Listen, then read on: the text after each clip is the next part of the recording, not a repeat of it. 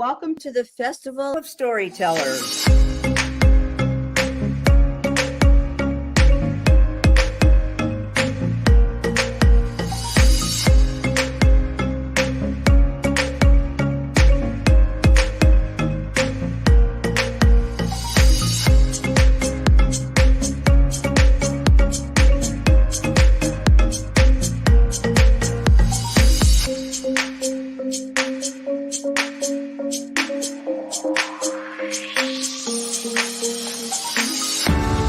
I can't tell you how excited I am to be on right now. It's been a couple of weeks of excitement, getting prepared, and I've done a lot of things in my life, but this has got to be close to the top. Thank you, and Reader's Magnet, and thank you, John, for putting this forth and taking the chance on us authors in presenting this out to the world. I've enjoyed this immensely, Joanne. Ellie, so have I. Thank you for who you are, and thank you, Reader's Magnet. You all are beautiful, and you've worked so very hard, and we are blessed. We are. I thank everybody that's involved with this process, because we know writers need readers and writers need publishers. We thank Reader's Magnet and everybody that's involved. I love Reader's Magnet. They say, we share your stories with the world.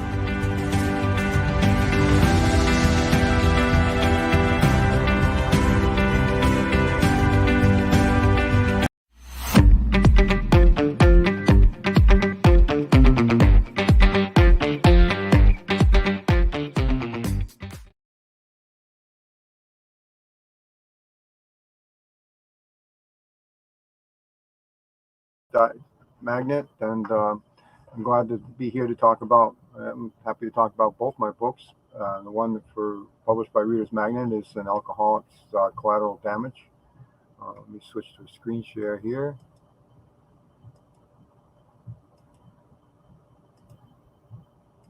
All right, so I have a presentation prepared there. There we go. So An Alcoholic's Collateral Damage is the book cover. That picture is for me and my siblings when I was about 5 years old. My sister Scylla, to whom I dedicated this book, she's about 6 there. My brother Gary's 4, and Debbie's somewhere between 1 and 2 years old. So we had to put her in a chair to keep her at the table in order to get that picture. If you notice, though, that I talked about an alcoholic's collateral damage, and that the whole point of the picture on there is you're looking at the collateral damage. It was us. And so I wrote about growing up. Usually when people talk about an alcoholic family, they think about the father being the alcoholic, but that wasn't the case. It was my mother that was the alcoholic. And some alcoholics are violent, some are not, but my mother was brutal. She really controlled things. She couldn't do it otherwise. She was forced. So I basically, in my book, let me go to the table of contents here. I divided it up into developmental years and basically where we lived as we were growing up. So the earliest preschool years, we were living in Springfield, Vermont. And then in the California years, we moved to California for a couple of years. And then we came back.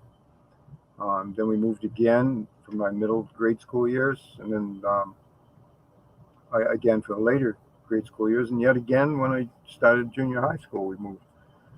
In high school, we moved, but we didn't change school districts, fortunately, from junior high to high school.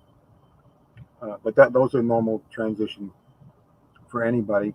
So that's how I broke that one up. And then transitioning out of college, and then I summarized the book.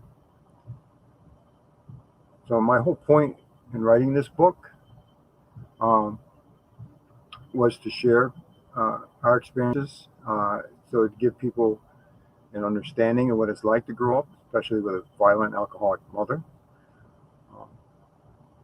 To people who grew up in an alcoholic home, they can certainly find some similarities, and there certainly will be some differences. So hopefully it helps evaluate or verify your experiences. But I share also some little tiny things through my life that made the biggest difference in my life. So hopefully people can realize if you grew up there, you can recognize that, and a lot of it was missed opportunities, but there was an opportunity that helped steer me in a little bit different than my siblings. Uh, my mother used to boast that she was the only one, first one in the family to graduate high school. Um, but I was the first one to ever graduate college. And that was in spite of my family. They worked very hard to keep me from going. It kept, a classic in the alcoholic world is the continuous degrading of your personality. And I was being told I was too stupid, not only by my mother, but by my mother's father, my grandfather. And then even when I got to go into college, my mother stole the money I earned in order to go to college. So there was a lot of obstacles, but I still got there at the good graces of some people around me to help me with, well, first off, to convince me I should go to college. That was a teacher that did that. And it was a guidance counselor that helped me find the scholarships to do so. And I ended up going to, it wasn't a cheap college, but it was a very good college, St. Michael's College, up in Colchester, Vermont. Well, I'm so proud now. Like I said, I was the first one in my family to graduate from college. My daughter was the second person to graduate from college. That includes all the cousins and whatnot. And both my daughters have graduated from college. My wife also is a professional. Wife's a nurse. Oldest daughter's a nurse. I am a teacher, and so is my younger daughter. She's teaching special ed. So I'm very proud that the traditions are going on, and with my granddaughter going even to the very same school I went to. And it was not that we forced them. We just kind of expected them. And they certainly lived up to that expectation.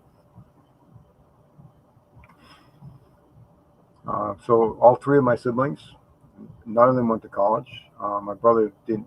I'll go back to that. My brother didn't even graduate high school, and I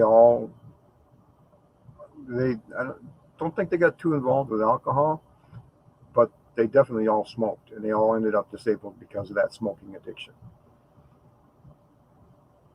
I stayed away from all that. Unfortunately, I went to college, and that was one of my passions. I wanted to learn about alcoholics and alcoholism.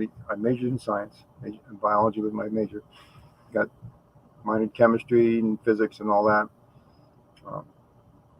When I got out of college, it wasn't long before I went in the Army and I got a commission. There was an opportunity and encouragement by the Army for me to go for a master's degree. And I did in human resources management, but mostly along the lines of leadership. And it was after I got out, I went into the Army with the idea of the 20-year retirement. That was attractive to me. And when I got in there and got my commission, then I started hearing about what it takes to get to the 20 years. And it was basically, if you're commissioned, if you didn't make colonel, you got what they call rift, a reduction in force. And they're about the only ones that ever make colonel are the West Point grads. And obviously I wasn't a West Point grad. I was a graduate of the Officer Candidate School. So then I got saying, well, this is not really the course I wanted to go. It's to get 17 years and then not accomplish what I want. So I was looking at possibly going into the police work. So I got out of the Army, and within a year or two, I ended up working in Claremont Police Department. And here's my book on that. So this was actually the first book I wrote, and it came out a couple of years ago. It's basically a collection of police stories. And what motivated me to write that book was my granddaughter. She kept asking me to tell her police stories. And I said, well, someday I'm going to put them in a book for you.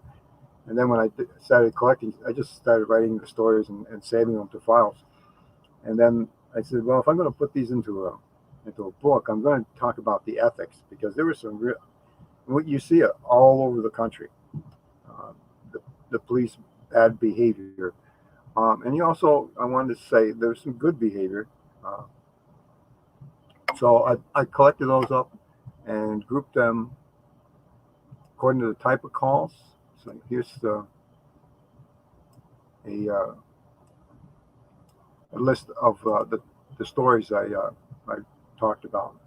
So in the beginning, I talked about community policing, and these are just kind of almost everyday type stuff that represented a typical call. February 2185. Thanks for the question. How many books I've written? I've written these two. I'm working on a third now. I'm working on a sequel to the Alcoholics Damage one. The Alcoholics Damage was my childhood, and now I'm working on how it has affected me. I call it recovery from an alcoholic's damage, because like an alcoholic is always in recovery, well, so are the people that alcoholic damaged. So I write about that too,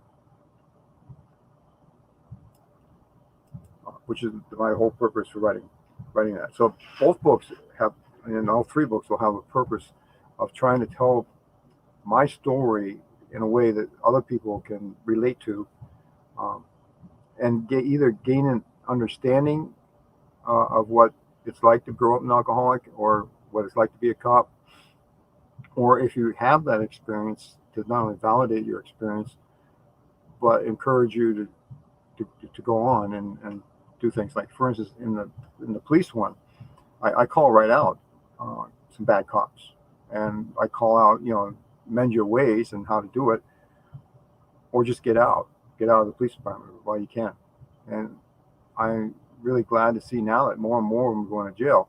Some of them I write about should have gone to jail, and I've even, I could write about it, and I talk about, there were some that I was so atrocious that I brought to my chief, and he refused to do anything about it. But the other thing too is that the police, and very similar. Well, the police, like you hear about criminals, they say you don't rat on your fellow criminal. Well, police don't rat on each other either, and if you do, then you're ostracized, and that's basically what happened. I did it for 6.5 years, and like I said, I put up with it for 6.5 years, because I was after that retirement. But then it got to be so much that I finally left. The city offered me an even better job, so I ended up working in public works, and I got a chance to finally use my biology degree. But similarly with alcoholics, the alcoholic controls. So they're both got their own cultures that are hard to break out of.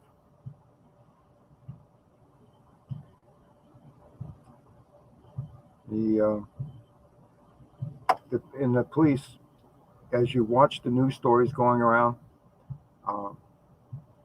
even in this small city, Claremont, we got 13,000 people. The department had 22 officers or something like that. This the very same things I saw in our small city, I'm seeing in big cities, I'm seeing in rural things. And some people I've talked to in other departments, they say, yeah, it is in all departments. But you got, I'd say 3/4 of them are really good cops, really trying to do a good job. But the other ones that give up and just leave the departments, the ones that seem to succeed are the ones that can keep that secret, they consider themselves good cops, the best cops, the real cops, whatever terminology they want. They're the ones that get promoted just out of attrition, because people who are promoting them got that same culture. So that's what I write about in the last parts of my book. There is I call them, of course, the gatekeepers. They're the ones that control the gates to those who get promoted, and they're the ones that control the gates to even those who get hired, and even those who get fired. They tried to fire me, and I wrote about that in great detail under being suspended. Let me pull that up. So whoops, I didn't mean to do that. So I wrote about all these different calls, but it's in the end that I wrote about being suspended. It was we did my family did, where'd my cursor go? Did 30 years of foster care. And I started doing foster care as a cop. There was one of my superiors, he wasn't my direct supervisor, but he liked to call himself the assistant chief, though he didn't actually hold that title. He was very much against it. And okay, Figure 2246, in your opinion, would you believe that alcoholism is one of the causes of crimes today? Well, I used to say most of the people I arrested were drunk. They were either drunk when they did the crime, or they were drunk when I arrested them. But I don't know that the alcoholism is the cause. I mean, it certainly takes away the rationality, and brings forth the impulsivity. The alcohol itself doesn't. There's plenty of good alcoholics out there who just do the job, go home, get drunk, sleep it off, go back to work, and they manage quite well like that. But there are others that, my mother's alcoholism drove us to poverty, but we grew up on welfare, and even greater poverty, because back then you got a welfare check. They control it better now with your EBT cards, whatever. It won't allow you to buy cigarettes and alcohol. But she could go cash that check and, of course, write off the beer. So she wasn't pushed to crime. So there were times when, if a clerk shortchanged her, she was quick to speak up. But if a clerk made the mistake in the opposite direction, she was happy to take advantage of that. So I can remember sometimes, oh yeah, then she gave me $2 extra for change, and she was so happy about that because she could buy almost another 6-pack of beer with that. But today, though, I did what I did is of course, I graduated college, went into the Army, came out of the Army, worked to be a cop. Then I changed, so it's 13 years with the city of Claremont, half as a cop, half in public works. And then I went into teaching and picked up another master's degree on the way. So there was a lot of integrity along the way there. And what I find is that a lot of people don't have the skills. If they had skills to get a better job, so that functioning alcoholic, as we call him, probably does have a pretty good job. But be that do the work and then he's done. It's not. Most of the works I've done, they're almost 24-hour a day type stuff, where especially as a cop, it could be called in the middle of the night or middle of the day if you were working a night shift, whatever, however they needed it in the small department. So I was always available to my community. But today, I worked also for Sullivan County as a case manager for the corrections facilities for a couple years, about 3 or 4 years. And I helped inmates transition out of jail and get jobs. And again, they didn't really have the skills. A lot of them didn't graduate from high school. They were working on GEDs. And the drug addiction was, to me, I think, powerful. So worse than the alcoholics is the drug addicts. And I heard many of their stories. One told me his mother was dying cancer, and she was on a visiting nurse and narcotics that they had to administer to her. They took their turns sitting with her, and he took his turn, and his mom would be sleeping, and he'd be looking at her narcotics, and he just wanting to take it. And he was very quick to tell me, I didn't. He was very proud of himself. I didn't. But he kind of surprised himself that he didn't steal the narcotics that his mother needed to avoid the pain of her cancer as she's dying. So that's, I think, very different than the alcoholics. It's got a much stronger physiological grip, I think, on people. So the drugs that have crept into our society on the tails of this alcoholism, so it's an addiction, no doubt, though. But it seems to be a harder one.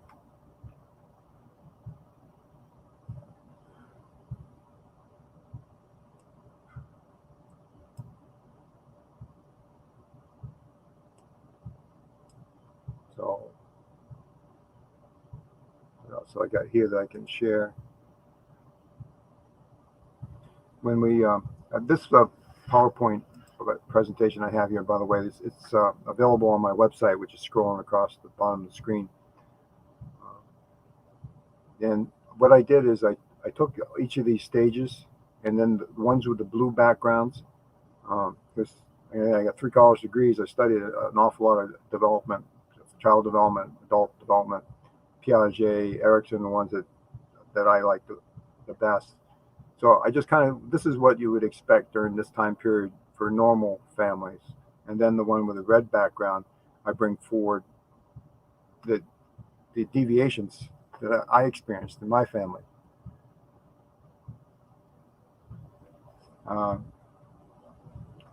So, Gregor, 1451, what was your most difficult experience being in the police? The most difficult experience was working with other police. The lawyers and I can think of some actual calls, some things that I was involved in as a cop, but the most difficult one was dealing with other cops that were not true blue. I was telling a story the other night about this guy I called Benny. I was with another cop, and we saw Benny. He was going 35 in a 30-mile-an-hour zone. Nothing that I would even bother. I was driving the car. Nothing I'd ever bothered to stop. And he told me to stop him. So I said, why? Because I've been looking for him all day. So, all right, this is yours. So we did. We crisscrossed between the cars. So I went over on the sidewalk side, and I could only hear the other officer's comments. And he says to Benny, he says, I got you going 45 and a 30. And then there's an exchange. I couldn't hear what Benny was saying. And I knew Benny. I mean, Benny was one of our regulars, and there was never anything dramatic. I'd hear him go drive by me, and he didn't have an exhaust system on. I'd turn around, stop him, and just ask him to fix it. And if he didn't have it fixed by the next time, I'd write him a ticket for it. And he got it fixed. I mean, he's just a regular struggling through with poor education and all that. So now I'm hearing my fellow officer say, well, I got you going 50 in 30-mile-an-hour zone. What do you say about that? He goes, I got you going 55. What do you think about that now? He goes, I thought so. So, okay, fine. And then he starts to walk back to the car. So I did too. So we came straight back. He sat behind the driver's seat. He says to me, you got any summons?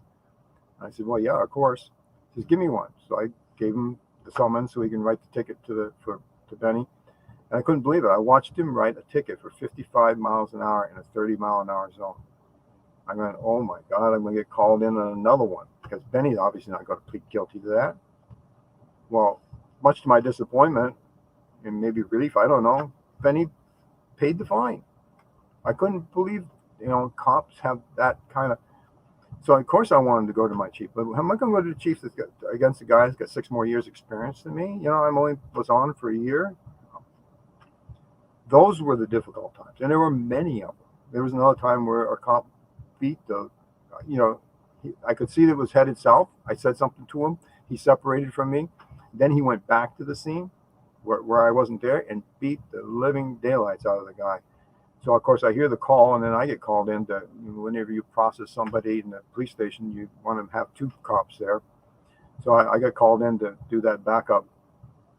And when we went to take this guy out of the car, he's just bloodied and barely can move and stuff.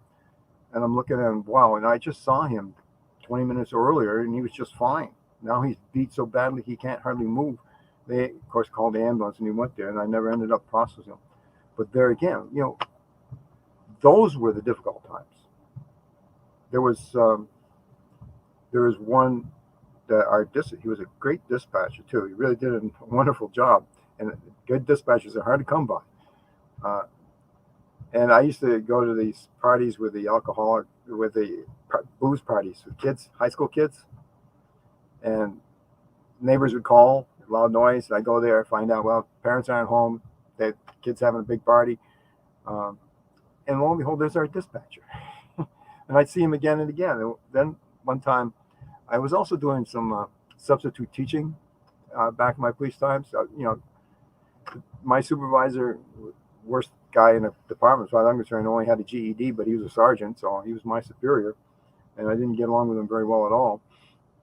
But I wanted to use my biology degree somehow, so I used to do some substitute teaching too. So I got to know one of the kids, and one kid in particular was the son of one of my former schoolmates. So I kind of knew him. Those stand out. Well, I was out driving around on one of these Saturday nights, and I see this car coming at me, and it's going 51 miles an hour in a 30-mile-an-hour zone. So, oh yeah, I'm going to stop that one. And lo and behold, it's this kid. And I said, when I got him, I walked up to him and said, "Do you have a license?" He said, "No." And I recognized right off, it's that dispatcher's car. And I said, "What?" So, where is he? And he told me, then he told me what the address was, and then we're having a party there. So I took the kid out of the car, we locked up my dispatcher's car, brought the kid to the party, picked up the dispatcher, brought him back to his car, reamed him out, and let him take his car. So I went to the chief the next day, and I said, "There's a problem here. Not only was he letting that kid have that car without anybody in it, with no license or anything, he's attending all these alcoholic parties. There's something going on here." And what the chief says to me, "Well, it's not our problem. What he does in his own time is up to him. If you don't like it, write him a ticket." Well, a few years later, he got arrested for sexual assault on a teenage boy and ended up going to prison. So those are hard things. It's all the what ifs. If I wrote him a ticket for allowing an improper person to drive, I would have been the worst person in the department. It was hard enough getting along with others. So those were the difficult times. But if you want to hear about a real call that was the most difficult thing for me, is there was this guy that was well known to everybody in the department. He was a drunk, he was a jerk, and he was hard to deal with. And he was frequently drunk, and frequently we got called on him. And it was actually my very first day, and I'm riding my field training officer, and this guy is staggering down the sidewalk. So my FTO, field training officer, pulls over, walks up to the guy, grabs him, throws him on the hood, handcuffs him, brings him in. And then police have a discretion, by the way. We could have brought him home just as easily as we could have brought him to jail. But this guy wanted to bring him to jail. But inside the jail, he pushed the guy who was still handcuffed, and he fell and hit his head and split it open, knocked him unconscious, split his head open, blood all over the place. So again, he's taken out of the police department with it in an ambulance. And then my FTO got fired for that one. So that's started my first day off in the job with something like that. So over the years, I get to see that. I called him Mitch in the book, by the way. I got to see him several times, and several times he was drunk, and I'd stop and I'd check. And, "Yeah, you look like you could, you only got a half a block to go. You can stagger home." And I just kind of monitor the neighborhood and sure if he may get home fine. Other times I brought him home, but I never arrested Mitch. Never did sort of safekeeping, but I knew him. But during my substitute teaching, I had his sister in my class, and she was a good student. So this one day, I'm driving down North Street here in Claremont, and I see Mitch, and he's walking nice, brisk. And I said, "Wow, he's sober. That's amazing." I'd never seen him sober. But then all of a sudden, and my heart jumps right into my mouth, he pulls his T-shirt up and pulls a gun out from behind his waistband and behind him. And then he jumps into a pickup truck. Oh, wow, he's hijacking that truck. So I sign off, call for backup, get out of my car. The cop, "You can't be in your car. You're sitting duck in your car. You went up against another gun." So I get out. We're carrying 357 Magnums back then. That's a powerful gun. So I'm drawing down on him, and he's sitting in that pickup seat, and I'm yelling, "Show me the gun." And he's just looking back and forth at the driver and ahead, and then I move up closer. So now I'm on the back corner of that pickup truck, and I got my gun aimed right at the back of his neck. If I had fired that gun, it would kill him instantly. And I was convinced if that truck drove off, I would kill him. There's no way I was going to let him hijack somebody. And then it was clearly a young woman behind the wheel. So I kept yelling, "Show me the gun, show me the gun." And finally, the young woman turns towards the center of the truck so I could see the profile of her face. And then she holds the gun up by the trigger guard. Immediately, that heart that's jumped up into my mouth comes back, an immediate relief. I recognized it was his sister. So I then moved around to the driver's side of the truck. She handed me the gun, and I put mine in my holster. And called it to me. All this time I'm wondering, where's my backup? No backup. So I called in the serial number of the gun, and it came back. It was not wanted for anything. And I just said to him, I says, "Mitch, you shouldn't. What are you doing with this thing? You shouldn't be anywhere near it. You go to jail. It's without no doubt in mind at all that you stand no chance. You go to jail." He goes, "Yeah, I know." He says, and his sister then pipes up, says, "He's working as a contractor down in Manchester, New Hampshire now, and he's doing well." And I think about him. Well, yeah, I haven't seen him for a couple of years. And then he says, somebody owed me some money, and I went to collect, and he gave me this gun he says, "I have somebody right around the corner that's going to buy it." He even gave me the address and the person's name, and I'm going to sell it to him and get my money that way. And I just said, "Mitch, you shouldn't be doing this." But anyway, I let them go.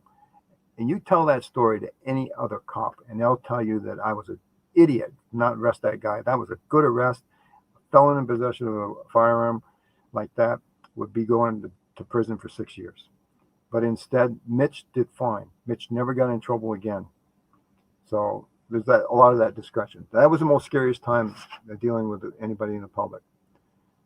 February 2185, was there a time that you had to lie or not say the whole truth? Yeah. That very first day that I told you about, I described pushing, when my FTO pushed Mitch and he fell. I wrote that as he fell. That's when he fell. And later I had to go back and say, "Well, Chief, that wasn't really the whole story. The whole story was my FTO pushed him and pushed him hard. And he was drunk. And really, when somebody's drunk and handcuffed, you should be holding them to support them." I didn't know that yet. This is my first day on the job. I hadn't been through any training or anything. But yeah, you can tell the truth without telling the whole story. I can give you an example. It was involved another person. Like I say, when you make an arrest and another cop comes in to cover while you process the person. So I had this arrest, and I was fingerprinting him. And the guy that came in to back me up, there was a heated exchange. I mean, they obviously didn't like each other. And, the guy, I wasn't having any trouble with him. I was processing, filling out the forms, fingerprinting him. He wasn't resisting me at all. I did chase him, chase him and con him. But after that, he's very cooperative. So as I'm fingerprinting him and they're doing that exchange, my backup officer comes closer to him, and he's getting closer and closer to him. Then finally, he steps on his toe, and he gets right in his face. And he starts to yell at him. Well, my arrestee brings up his hand and puts it up against the guy's chest. And the guy says, "Look at that. You just assaulted me." We say that all the time. But he actually charged him with it. So I was the only one that went to testify. And, of course, the lawyer was picking on that. And when you're testifying, this is what frustrates me. Is that there were times then when I said, "Your Honor, I promise to tell the whole truth." And just answering that question doesn't do the whole truth. And I said the same thing here, too. And I looked at the lawyer. And I said, and when he was saying, well, they had somebody listening so they could hear the intercom up at the dispatch center. And they were saying the language, which was terrible language, back and forth. And I said, well, yeah. I mean, they were calling each other names all the time. We do that all the time. That wasn't the reason he put his hand up against that guy's chest. And then finally, the lawyer, I said, and he kept going over the same. Well, you mean if you were called this name, you wouldn't? No, that wasn't it at all. It was something else I kept trying to say. And finally, the lawyer says, "Oh, what was it?" Then I could tell him. And of course, the judge dismissed that charge, but my charge stood, of course, and the guy paid a small fine.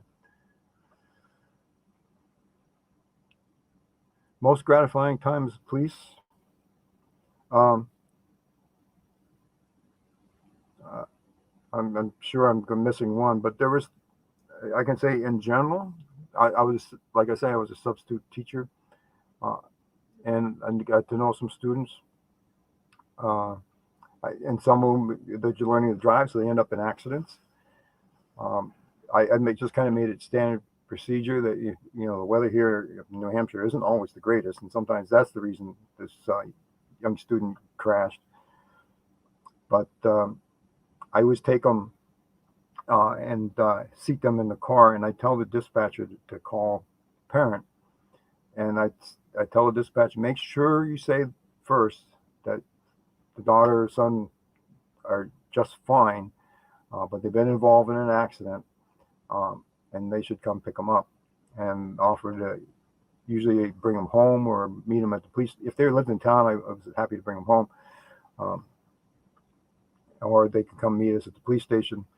I usually did not want them to come to the scene, but there were times when they could, and a lot of parents really, really appreciated stuff like that.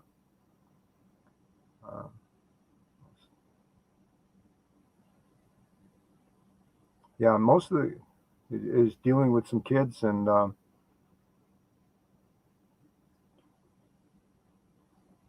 trying to think. There must be something that I'm not catching. Maybe if I went through my list here, I might be able to find something.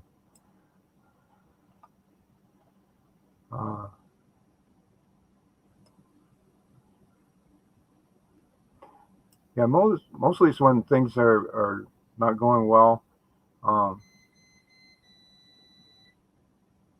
Well, that incident I talked about with Mitch, that was very satisfying to see Mitch reform his life, and make his sister proud.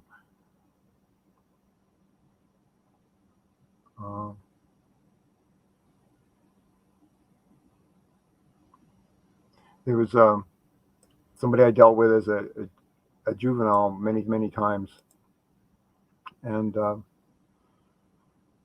there was a warrant for his arrest, and I was able to track him down. Finally, I found his apartment, and it was on the second floor, and I walked up, and I looked in the window, and I saw him there. And every time I dealt with him as a juvenile, it was a chase. So I always run him down. So I figured, well, we're in for another chase. So I see him there. There's a couple of small kids and a woman, and they're sitting at a table in the kitchen. And I knock on the door, and he looks over, and he recognizes me right off. And he just comes over to the door, and he opens up a little bit, and he says, I know why you're here. He says, but please, not in front of my kids. So I'm thinking, well, okay. I really didn't want distance. The closer you are, the easier it is to catch them. So I said, all right, I'll meet you at the bottom of the stairs. So I walked down the stairs, and he said goodbye to his kids. And then he came down the stairs, and we stepped around the corner, and he turned around for me to handcuff him. And I'm thinking, oh, okay, Joe, I mean, you're great. I'm sure you're not carrying anything, right? If you hadn't, he goes, yeah, I had a pocket knife. I left it in the kitchen.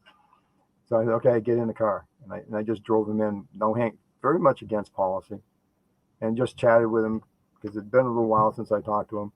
He was getting his life together. So, it was just those encounters that are satisfying to see somebody starting to get their life together, and they're proud to share that with me.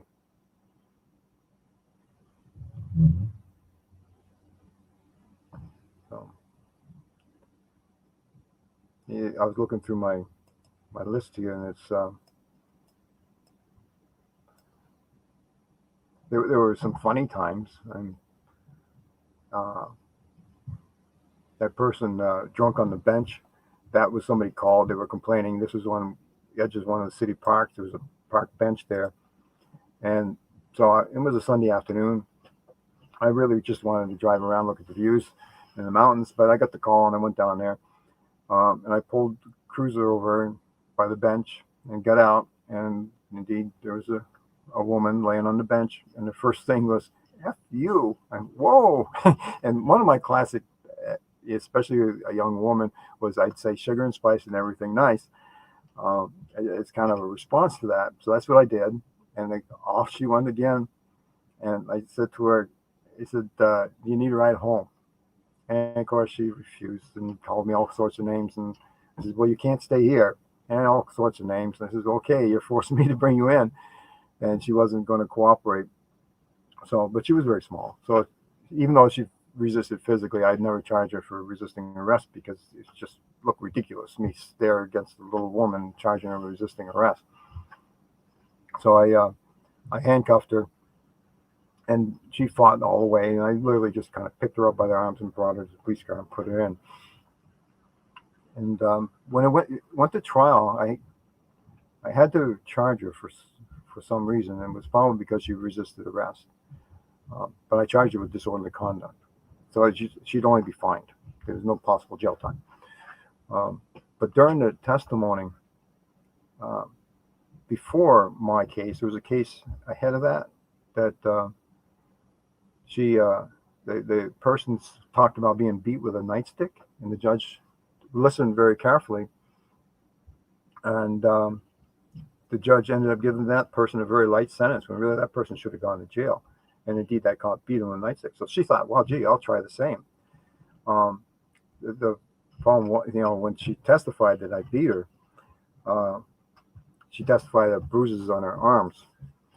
So I pushed that prosecutor and I said, put me back on the stand to counter that. And he did. And I said, Your Honor, I never took my nightstick out of the car. That was typical of me. I only took it out when there was fights, and there was no fight here. So I left my nightstick in the car. I didn't even have it. So the judge says to me, he says, then how do you explain the bruises on her arms? I said, Your Honor, the only way they could have happened was because she was struggling. I had to hold her tightly. So those bruises would have been from my fingers, not from a nightstick. So she found her guilty.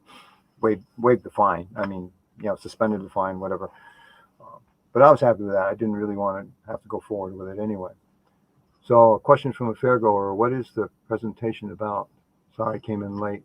I haven't talked too much about the presentation. This is available on my website.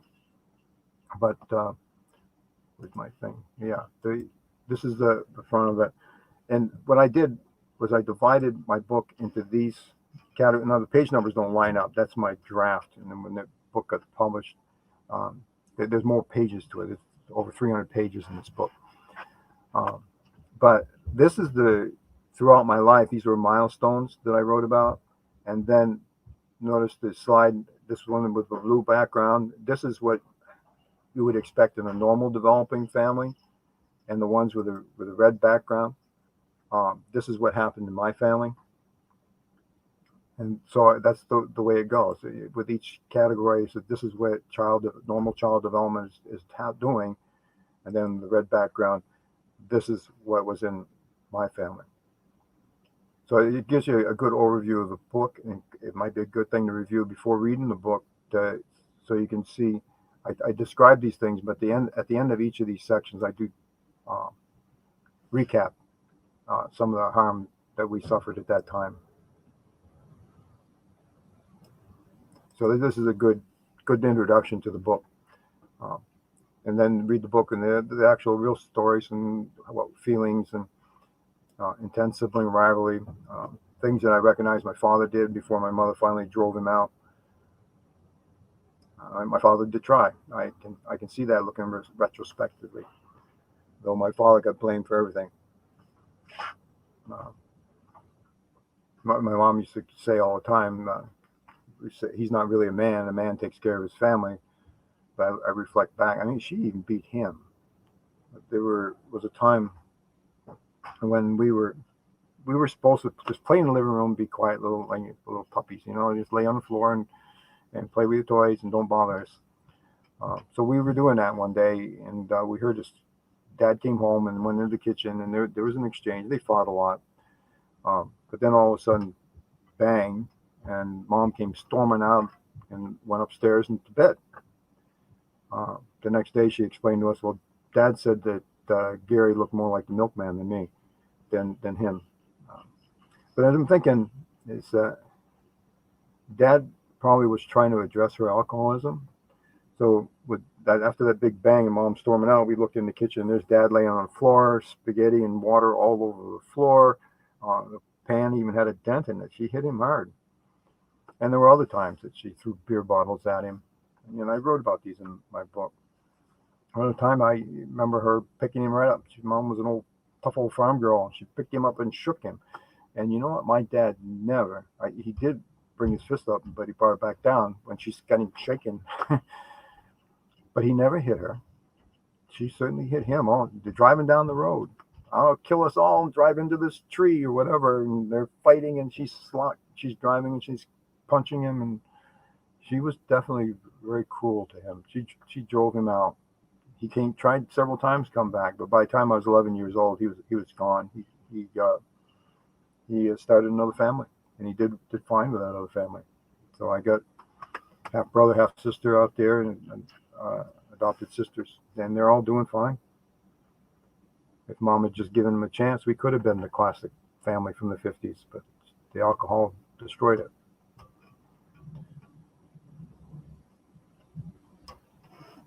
So that's what I wrote about. We came from an average middle-class family, which is what we were when that picture on the cover is, and to going into absolute poverty. We were on welfare by the time I was in middle grade school. And, the welfare, to put in perspective, minimum wage is less than $1 an hour, I think. So we were getting a welfare check of $350 a month. But you can imagine most of that going to beer. My mother used to drink the 16-ounce black labels because that was the cheapest beer out there. And we got to describe her descent into being drunk. She'd go from being happy to being demanding to being downright mean. So she had only one 6-pack. Think of that, 6-pack of 16-ounce. I don't drink, and I just can't imagine. In college, I had a couple of beers at a keg party just to try it, and what a couple of beers did to me, I just can't imagine doing a whole 6-pack of them. I don't think I'd be able to do that. And she was just getting warmed up. So it's the second 6-pack. Now she's starting to be demanding of us, and then criticizing, my father's no good. And she's calling him all kinds of names and stuff. And if he was a real man, he'd be taken care of. And then the third 6-pack, she was downright. We tried to avoid her. That didn't work. She'd send one of my siblings for me, or she'd come get me, and it'd be the real classic one is she beat us.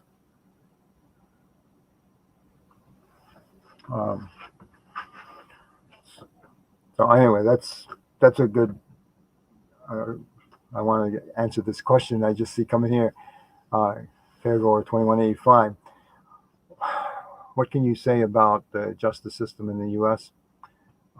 That's a very broad question. There's, of course, good judges, bad judges. I think the judges that I dealt with here in Claremont were good, and they were fair, and they really wanted to do the right thing. I like the judge we have now. I've known him even before he was a judge. But this system that I'm complaining about, and I would offer, if you check out my website, I have several presentations intended to help police. And one of them I really liked that I did was proactive police. Proactive police reform or something like that. And where I identify their hiring practices and their promotion practices and how, and it's the same thing. There's a culture among police that the police is superior and they want to be superior to each other. I think that's where we need reformation the most. And that's coming out with the defunding and stuff. And of course, I don't approve of that at all. I do approve very much of some reforms and oversight in particular. I'm recommending highly that if I had a mentor that I could trust outside the department that knew about police work, that would have been a lot. And I've offered to do that, and of course, the culture within the police department. Oh no, we can't have that. So, to me, that's where we need to look at is, and again, there's a lot of good police work out there. A lot of serious criminals are going to jail, but we're still as I was saying earlier tonight, there's still some violent things there, and some people using their power for retaliation. That's what we need to reform. I think we got a good system if we use it right.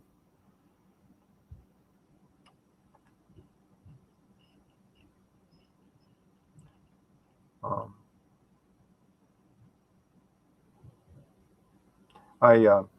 what I would like to see, of course, I would like to sell my book a lot more, but I would like for it to be within present police departments to be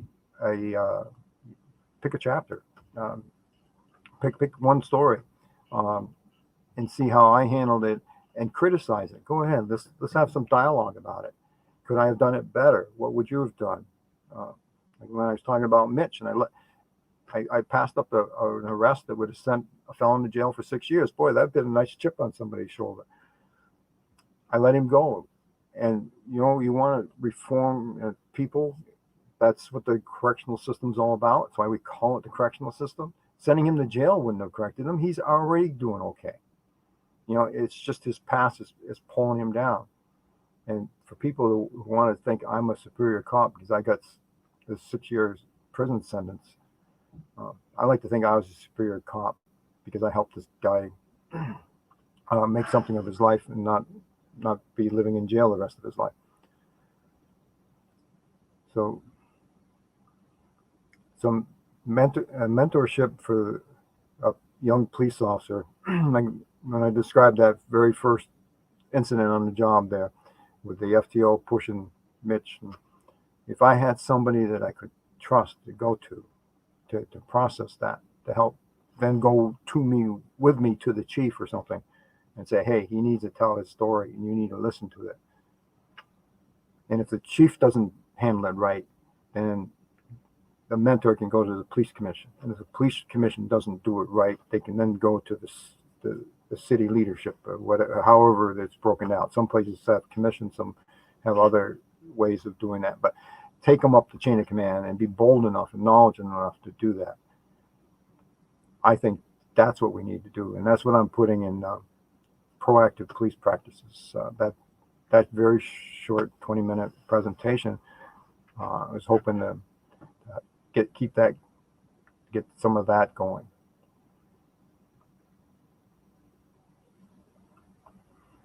And of course, the justice system. And again, it goes back to the police actions. It's definitely, no doubt, racial, discriminatory. And similarly, I was talking about Benny earlier tonight. Benny was white, though he wasn't discriminated for race. He was discriminated from his social status. So we have that too. And I felt that. We grew up poor. I felt some discrimination from social social status. So, and I've even used language when I said Benny was one of our regulars. Yeah, we regularly were in touch with Benny. I was regularly in contact with Mitch. They're our regulars, so we classify people that way, and rightfully or wrongly, those things can be bad. So I'd like to see some reform along that, and I would very much hope that my book could do that. I'd like to see my book just be required reading for people studying criminology or going through police academies or whatever, and for the same reason. You don't need to use the whole book. Pick a part of the book and talk about ethics that way. I have another presentation on police ethics, and I'd be very happy to go and present that to any police department. Okay, so a question from Fairgoer: Did you experience? Yeah, I was just stumbling into that. Yeah, I did experience discrimination. The social, particularly here in New Hampshire, we're pretty white. I didn't see much discrimination at all until I got it. I worked, like I said, as a case manager in a county jail, and I saw some. Well, one story in particular. Um, this guy got arrested. He just came across. He came up from New York, and what he did is he was going to make this one big. It wasn't big jail. It was $1,000. He came up to sell some drugs. He had some trouble making the rent. He hadn't been dealing drugs for years, but he was hounded several times about somebody that was arrested, and he was an informant, and he needed to produce somebody to keep him going to big time jail himself. So somehow he get this man to come up from New York City, and of course they knew when he was coming. They nailed him as soon as he came across the line. So I'm talking to him in jail. Poor guy's got a 6-year-old daughter. He just needed some extra cash to pay the mortgage. So I just kind of identified with him, and I felt really sad because he had a history in New York. He ended up going to jail for the 6 years. But I think that was discrimination. He was black. And I think if he was white, he probably wouldn't have gotten it so bad. If he hadn't been from New York, if he'd been from New Hampshire, might not have been so bad either. So I do see the discrimination, and I absolutely hate it. I tell people, I'm a biology major. I teach biology. We started as a human race in Africa, and then your Bible-toting people that say we were created in the image of God. Well, if we were created in the image of God, we were created in Africa, and then we migrated from there. Our skins got lighter because we needed sun penetration to make vitamin D. So those with the lighter skin were healthier if you get away from the equator. If you're near the equator, your darker skin helps protect you from too much sun. That's basically the difference. Other than that, it's cultural. And if your culture is different than mine, I want to hear about it. I mean, we did the foster care, but we also did some exchange students, and they had exchange students from Turkey, Palestine, Italy, Germany, and I loved hearing about their cultures. And what I found strange is we had a student from Turkey, and we had different times from Palestine. They hate each other, and they're both Muslim, but one's Sunni and one's Shiite. They hate each other. The other thing I saw too was when I was working in county corrections, we had an officer from El Salvador, and we had an inmate from Mexico, and we had inmates from Puerto Rico. The Puerto Ricans and Mexicans hate each other, and not only they hated the correctional officer from El Salvador. And I try to talk with all of them. Tell me about whenever I had the time. Tell me about your culture. Tell me about your family. And I had a pretty good relationship with the guy from Mexico. I was sad because he was in this country illegally, and he's being held by and to be deported. And I was talking about what it's like in his neighborhood, which is a rough neighborhood. But he had a better life here, and he had 2 kids, and of course we were going to send him away from his family. But he told me about the correctional officer because he just had a spat with him. He says, if he just walked into our neighborhood, they'd murder him. They just see him start walking down the street and recognize and just kill him. And wow, from my perspective, you're all Hispanic, so the discrimination's all around. And like I say, I absolutely hate it. And I think education, it's my education that I know physiologically the difference is, whether you got brown eyes or blue eyes, what's the difference? Yeah. Whether you got dark skin or light skin, we're all the same. We all care, we all feel, we all have our families. So I don't like discrimination, and I highly support and try to encourage people who are being discriminated against. But yeah, I do think our justice system too, and it starts with the police. I think that most of the judges, certainly the judges I've been involved in, would be fair, depending on what was presented to them. that they're limited to what's presented to them in court. They can't do investigations themselves. That's the police responsibility to do a fair and impartial investigation, and that's where our system's breaking down, I think. That's a good question, and race is always a tough topic for us. Okay, so we're approaching the end here. If there's any more questions, I'd be glad to take them. Excuse me, I get my technology bugging me. But my website's scrolling across on the screen there, author G. Michael Sanborn, GoDaddySites.com. You'll find me on Twitter as GM Sanborn. I got Facebook, search G. Michael Sanborn. I got a YouTube where I have some presentations that are live presentations recorded. Just search the G. Michael Sanborn there too. I'm on Instagram. You should be able to find me in all those places. You can email me directly too. I wouldn't mind that. And it's really simple. gmichaelsanborn@gmail.com.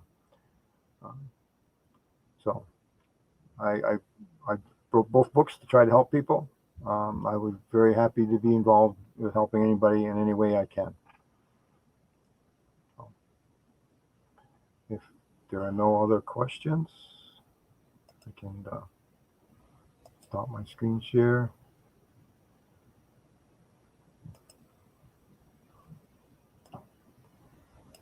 All right. So I want to thank Reader's Magnet and my stage manager here, Leanne. They've been really great with me. Lots of help. I love this Festival of Storytellers. I took the opportunity to listen to some other authors. So I will be back again tomorrow and be happy to answer any further questions. And I really enjoy your questions. It makes this presentation so much better. Okay. Okay, Leanne. Thank you.